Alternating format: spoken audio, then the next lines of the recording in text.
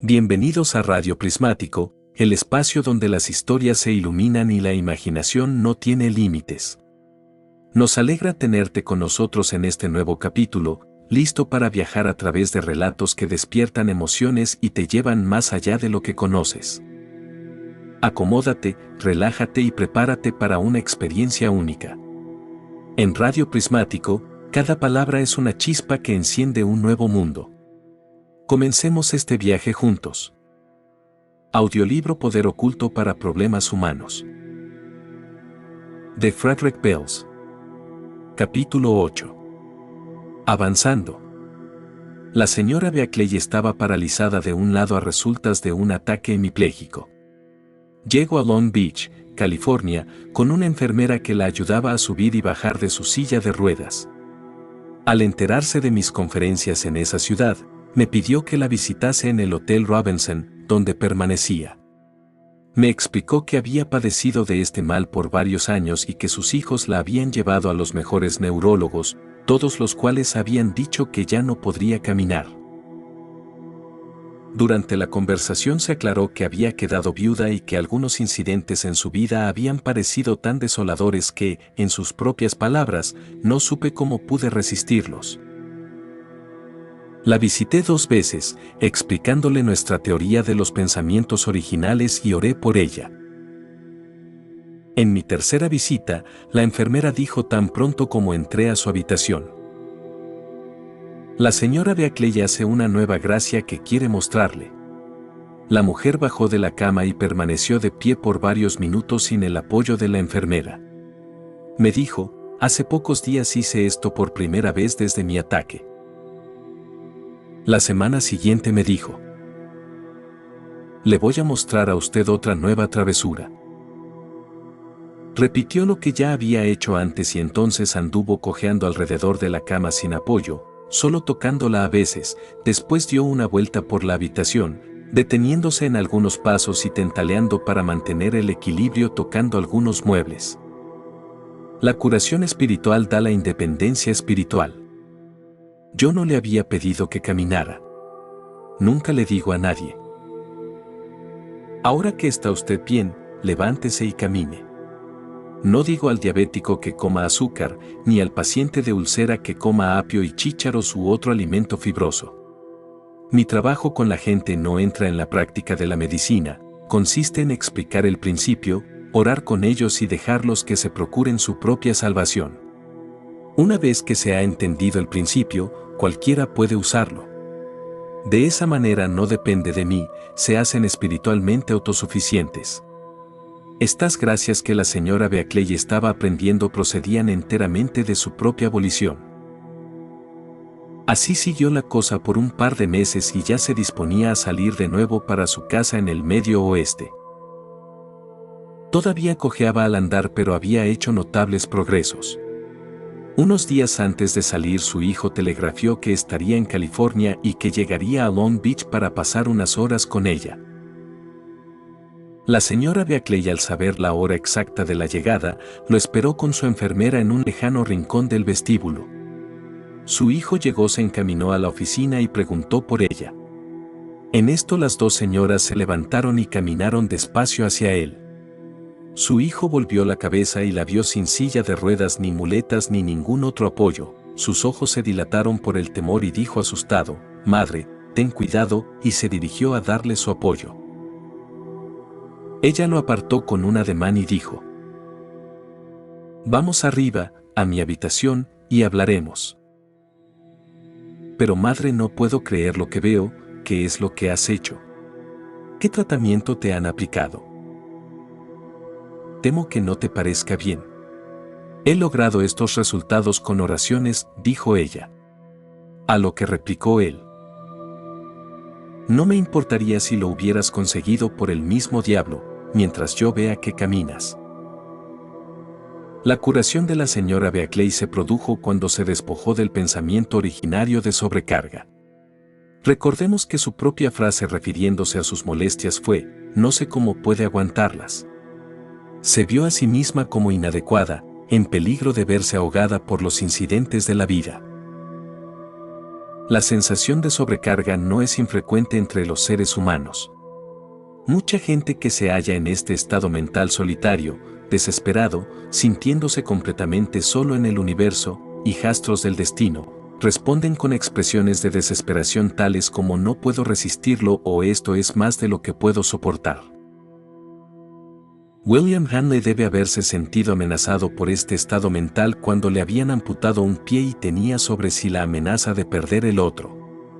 Más como respuesta escribió: bajo los golpes del azar mi cabeza está ensangrentada pero no abatida.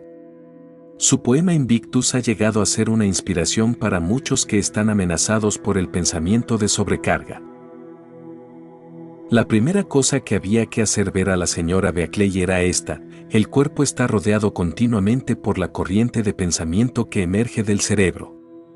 En el proceso, la conciencia cerebral viene hacia la conciencia celular. Como la cualidad principal de la materia es la inercia, se deduce que el cuerpo por sí mismo no puede causar una enfermedad. Este hecho es importante para la persona que pretenda curarse a sí misma. Traslada el factor decisivo a su recuperación desde las inciertas acciones del cuerpo a los más ciertos procedimientos que puede engendrar en su mente. En lugar de sentirse inseguro y desamparado en las garras de un cuerpo que no se comporta bien, llega a percibir que el cuerpo es su sirviente. Se percata que puede empezar a reformar sus estructuras internas de pensamiento, presentando así a las células pensamientos de su perfecta estructura y función. El interesado ve ahora el verdadero retrato de sí mismo, infligiendo males en un cuerpo que no los quiere. La salud es natural, la enfermedad es antinatural. Si las células pudieran hablar dirían: oye, por favor, ¿quieres cambiar lo que nos estás mandando aquí? Porque estamos muy incómodas. Daremos cooperación de buena gana, si quieres. Hay que reiterar que el cuerpo no falla por su propia volición. Un músculo o un nervio no decide que va a negarse a funcionar. Lo obliga a cesar en sus funciones el pensador que hay en el cuerpo, que con frecuencia está completamente ignorante de que está poniendo limitaciones al cuerpo. El universo nunca está sobrecargado. Es un principio que toda estructura en el universo está construida para sostener su propia carga. El cuerpo no es una excepción a esta ley. Un orador en la American Heart Association, Asociación Cardiológica Americana, dijo recientemente que el temor a caerse muerto es más peligroso que el mal del corazón que el paciente sufre. El corazón cuenta con reservas formidables. Continuará bombeando y moviéndose aún cuando esté bastante descompuesto, como si estuviera tratando de seguir en su trabajo a pesar del mal trato mental que ha recibido durante su vida. El cuerpo en general está construido para aguantar mucho más esfuerzo del que ordinariamente le exigimos. Hay en él un margen inmenso de esfuerzo.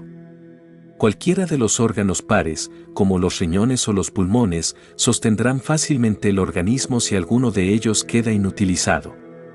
El sobreviviente se agranda para hacer el trabajo del compañero al mismo tiempo el propio. Gente autorizada nos dice que podemos perder las 3/4 partes del hígado, los tejidos que queden nos mantendrán vivos. Después de suprimir las 4/5 partes de la tiroides, la vida sigue satisfactoriamente.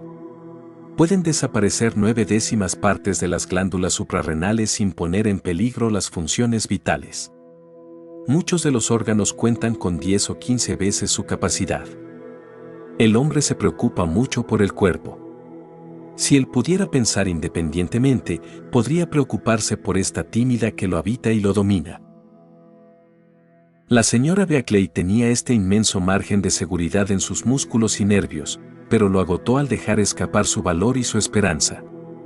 Al hombre se le ha dicho: cuando pases por las aguas profundas, yo estaré contigo, no caerá sobre ti ninguna prueba que no puedas soportar, pues Dios no permitirá que seas probado sin ninguna puerta de escape.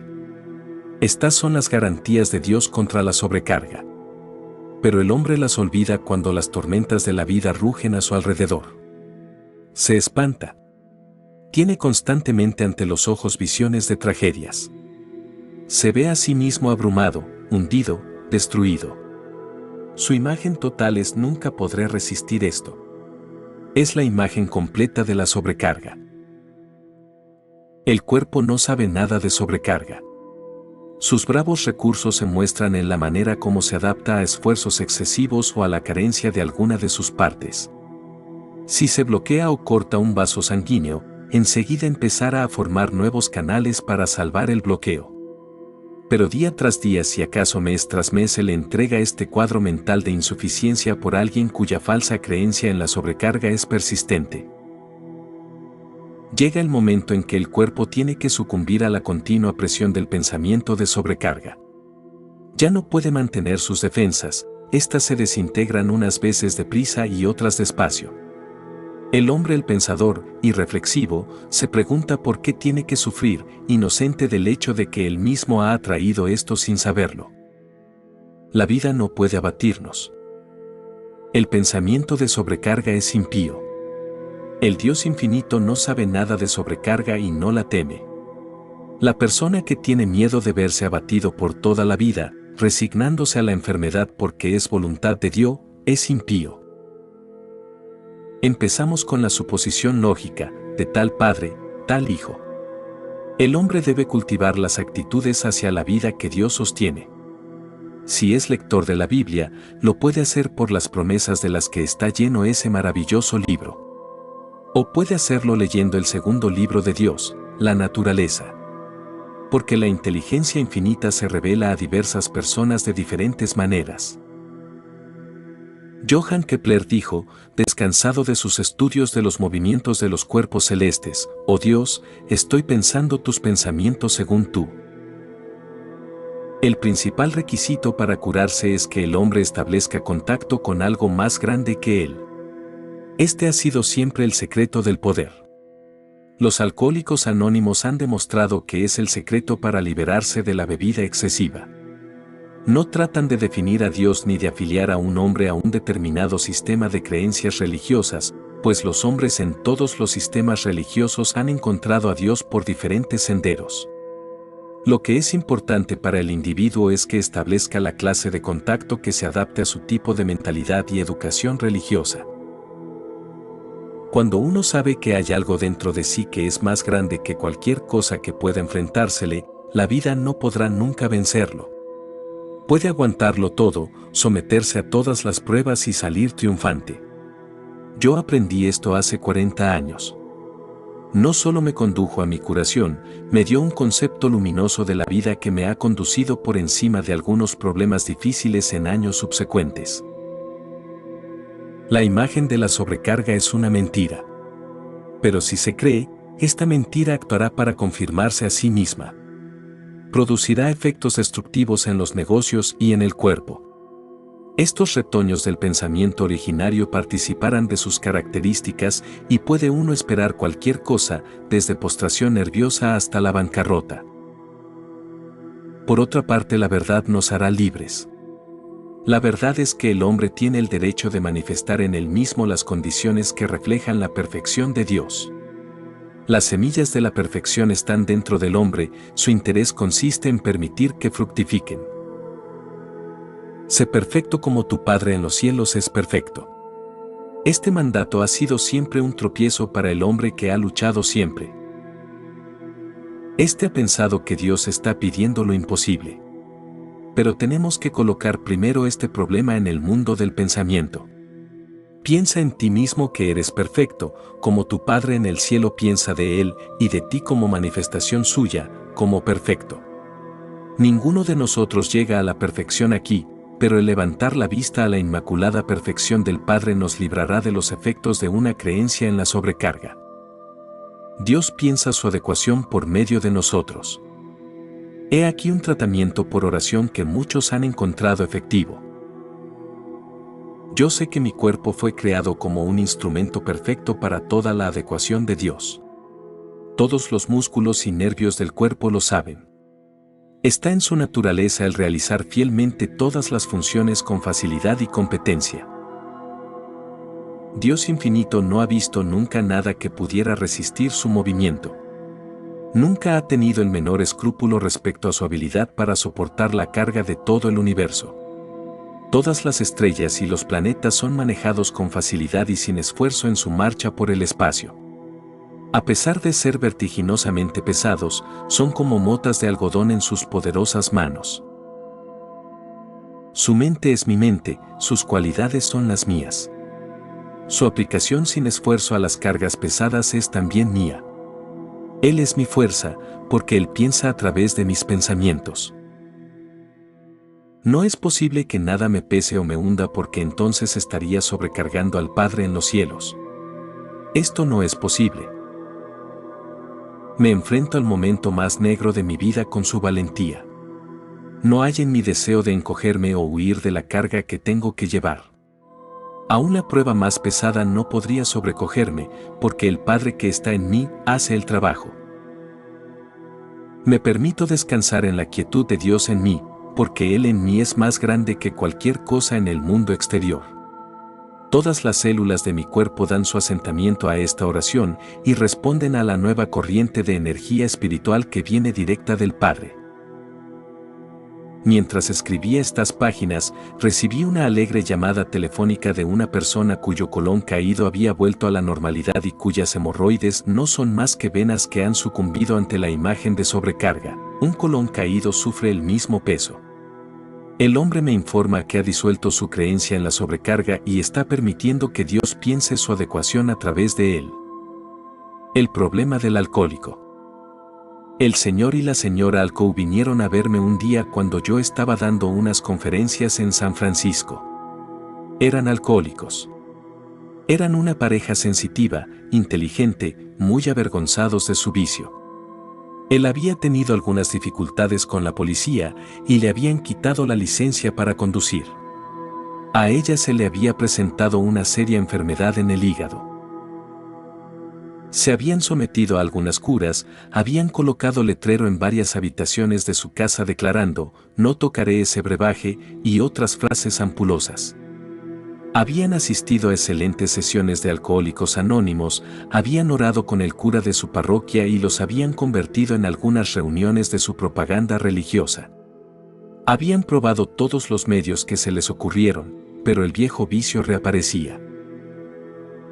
Los estudios de alcoholismo de la Universidad de Yale habían publicado el hecho que un ataque frontal a este problema rara vez da buen resultado. Esto se le hizo notar a ellos. El apretar los dientes, aplicando la voluntad y luchando contra el vicio directamente es una invitación a la derrota. Está poniéndose en claro que beber excesivamente no es el problema principal. El beber es solo un síntoma. La causa subyacente es emocional y espiritual. Cuando ésta se cura, el impulso y el deseo de beber excesivamente desaparecen. En la mayoría de los casos no hay una lucha directa. La principal causa del alcoholismo es una sensación de insuficiencia, frustración, derrota o desajuste, generalmente acompañada de una disposición rebelde. Es difícil descubrir esto porque por lo regular no solo reconoce. Cada persona tiene su propia explicación de las razones de por qué bebe y como de costumbre la autodiagnosis se equivoca, por lo tanto, el tratamiento es también equivocado. Todos queremos ganar. Los psicólogos nos dicen que cada uno de nosotros posee una inconsciente voluntad de vivir y una voluntad de morir, una voluntad para ganar y una voluntad para perder, una voluntad de adquirir y una voluntad de despilfarrar. Estos impulsos inconscientes determinan nuestras actitudes para con la vida. El hombre fue hecho para vivir, ganar y adquirir. La ley de la vida es, adáptate, cambia y gana. Hasta la tienda de comestibles que no se adapta a las condiciones cambiantes fracasará tarde o temprano. Venimos de una estirpe biológica de ganancia. Somos los descendientes de mayor calidad de los más refinados antecesores. A medida que fue evolucionando la corriente de la vida, solo sobrevivieron los que pudieron adaptarse y cambiar, los que no la pudieron hacer por estupidez o cobardía fueron eliminados antes de la madurez. Por lo tanto, solo los triunfadores llegaron a la madurez y procrearon descendientes. Por eso, la gente que hay en la tierra hoy día es producto de una estirpe seleccionada naturalmente de ganadores. En nuestra sangre está acumulada la voluntad de millares de generaciones de antecesores ganadores. Estamos para ganar, no para perder. Estamos equipados para ganar. Por eso es por lo que odiamos perder, sentirnos inferiores, por eso es por lo que preferimos la prosperidad a la estrechez, la salud a la enfermedad, la popularidad a la oscuridad. El que nos desprecien o humillen delante de otros nos hiere profundamente porque hace pensar que somos menos que otros. La corriente de la vida nos empuja hacia la victoria y cualquier clase de fracaso es señal de que estamos fuera del centro de la corriente, estancados en un remanso. El aficionado a citar nombres en la conversación es el que trata de reforzar su íntima inseguridad relacionándose con alguien más prominente. La gente insignificante que rodea al campeón y luce en el reflejo de su gloria no pierde tiempo en traspasar su insincera adulación al nuevo campeón. Como no son ganadores por su propio derecho, tienen que pegarse constantemente, como peces pilotos, a peces más grandes. Se trata de un impulso inconsciente de los antepasados vencedores que hay en su sangre. No los censuramos por esto, porque reconocemos que sus actos surgen de un estímulo inconsciente a asociarse con el vencedor. Muchas personas se abstienen de invertir en competencias por el temor al fracaso. No toman parte en contiendas atléticas o siguen trabajando para otro, temiendo emprender negocios por sí mismos. Se conforman con trabajos menores en vez de aspirar a los puestos más importantes. El temor de fracaso en el tímido vence al deseo de riqueza o fama. Se asusta de la idea de perder, por lo que no se atreve a empezar. Nuestro temor al fracaso es solamente el reverso de nuestra voluntad de vencer. La victoria imaginaria de alcohólico. La voluntad de vencer, junto con la voluntad de morir, está en la raíz del alcoholismo. En alguna parte de las profundas zonas del pensamiento del alcohólico hay un convencimiento de fracaso o un temor de fallar. El alcohol causa dos efectos en el cerebro. Primero lo estimula y después lo adormece. En la fase de estímulo, la persona se mueve hasta el nivel del vencedor. Suele alardear, se siente sin inhibiciones, se encuentra emocional y socialmente cómodo, mientras que antes puede haber estado avergonzado o reservado. Intentará hacer cosas que antes rehuía. Tiene gran confianza en sí mismo. Las palabras que dice le parecen sabias. Realmente se siente próspero, no espera que le den el cambio en la cantina, de grandes propinas. Es tan bueno como cualquiera, o mejor. Puede hacerse pendenciero, decirle al policía que se vaya a paseo. Todas estas son ideas exageradas de grandeza. Es un vencedor imaginario en su estado actual. Con ciertos borrachos, o en cierto momento de todos los ebrios, el efecto puede volverse retraído, indolente y callado. Tarde o temprano se queda dormido. Entonces está muerto para el mundo. Todas sus preocupaciones han terminado. Ya no le regaña el pensamiento de su inadecuación o desajuste. Durante su estado de exaltación ha satisfecho su voluntad de vencer sin hacerlo realmente, ahora ha satisfecho su voluntad de morir, sin fenecer verdaderamente, pues ha pasado al olvido sin recuerdos. Todo el procedimiento es emocional de principio a fin. Por eso la medicina psicosomática tiene razón al declarar que el alcoholismo es una enfermedad mental más que física. Se ha demostrado que los tejidos fisiológicos no desarrollan por sí mismos el deseo material del alcohol. El deseo es una perversión del deseo de dominar. Por eso un ataque frontal a la ingestión de alcohol deja intacto el subyacente pensamiento originario de inadecuación. El poder de la voluntad falla porque se dirige a un blanco equivocado. ¿Cómo empieza la ilusión de separación? Esto fue una revelación para los desdichados alcohol y condujo a su completa emancipación. Tuvimos diversas entrevistas, tratando de rastrear hasta su origen su sensación de inadecuación. La mujer encontró rápidamente la raíz de su problema. Toda su vida se había sentido inferior a su hermana, una muchacha brillante, bella, 2 años mayor. La señora Alcoa era el patito feo de la familia, estudiante regular y gordita. A su hermana la perseguían para pedirle citas mientras que ella no recibía invitaciones. Por fin se casó con el único hombre que salió con ella, vivía con el constante temor de que la viera como se veía a sí misma y que la dejara. Se había impuesto a beber con él para retenerlo. La investigación de él nos llevó a algo interesante. Recordaba que un día, cuando tenía unos 5 años, su familia tenía visitas y él había estado divirtiéndolas con sus payasadas. Estaba haciendo piruetas en la sala, animándose cada vez más a medida que aquellas se reían, cuando su padre entró sin que el chiquillo lo viera. Lo primero que notó es que su padre le dio una fuerte cachetada en la boca, y todavía se acuerda de las palabras que le dijo: «Muchacho condenado, eres un comediante. Te crees ingenioso, pero eres tonto como un jumento.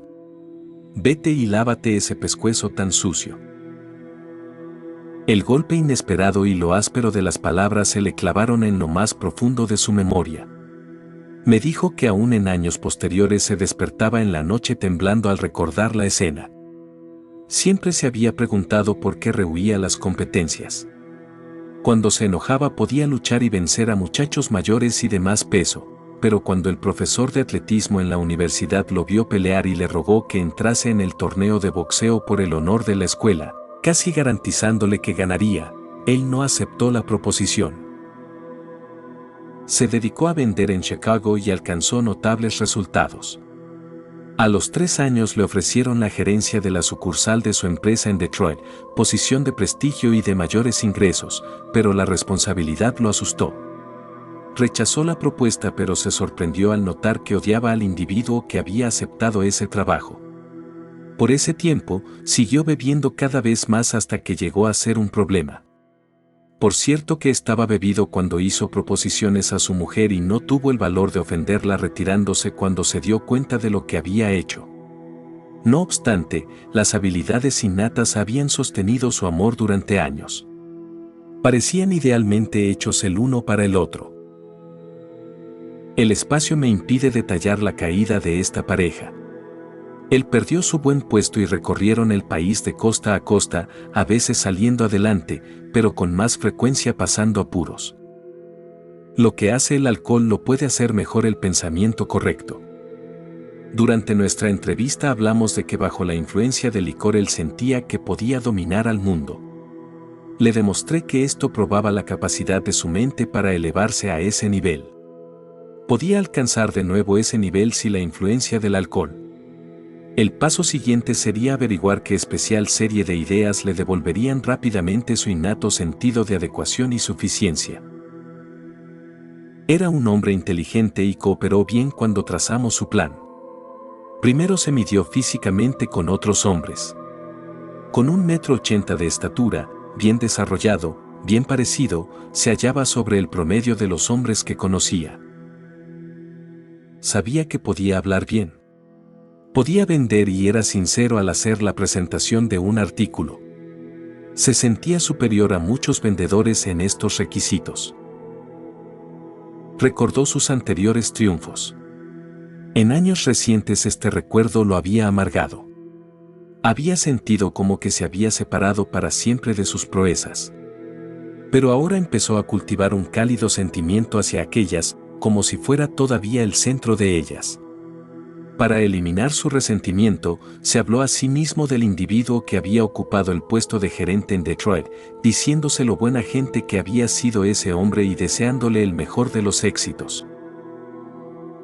Perdonó a su padre, libremente y sin reservas, aunque el padre ya había muerto.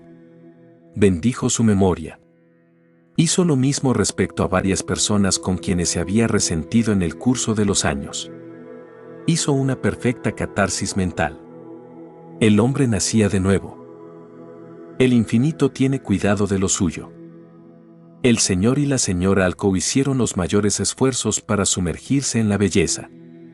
Dijeron que este régimen los mantuvo sobrios en algunas ocasiones cuando estuvieron tentados a tomar solo una.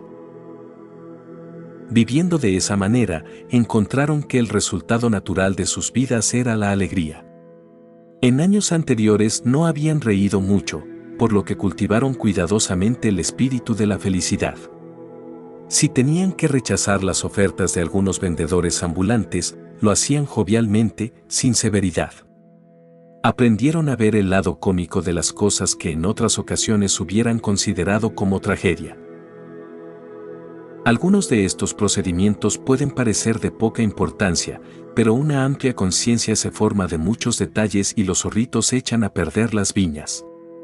Muchas personas se abstienen de cometer grandes pecados, pero perjudican su vida con multitud de pecadillos.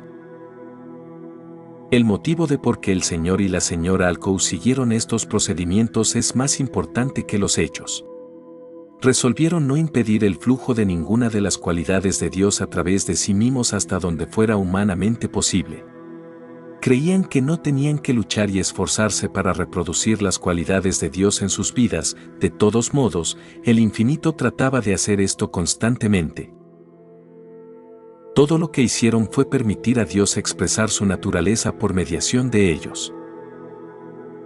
Han ayudado con buenas sumas a la iglesia a la que se han afiliado, pero sin convertirse en enfadosos militantes religiosos para nadie.